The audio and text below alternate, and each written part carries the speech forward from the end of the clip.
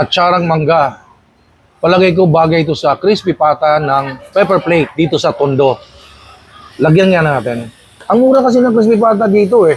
Pero guys, ito yung atsarang mangga, produkto ko po ito.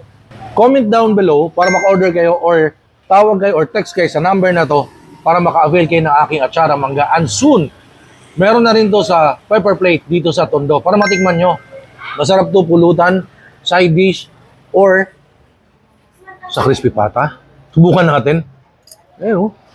Atsarang mangga. Lalagyan natin dyan sa crispy pata. Yung Tito Noel's atsarang mangga. Ayan. Tingnan natin. Kasi, binuro. Kumbaga, may suka, pickled mango. Kasi pagka crispy pata, hinahanap naman natin yung sausawan, suka, di ba?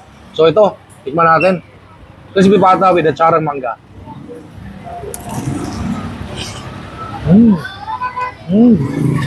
Bumagay. Sarap.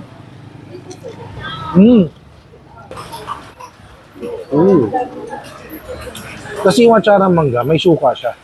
Masing bagay sa crispy pata ng pepper plate.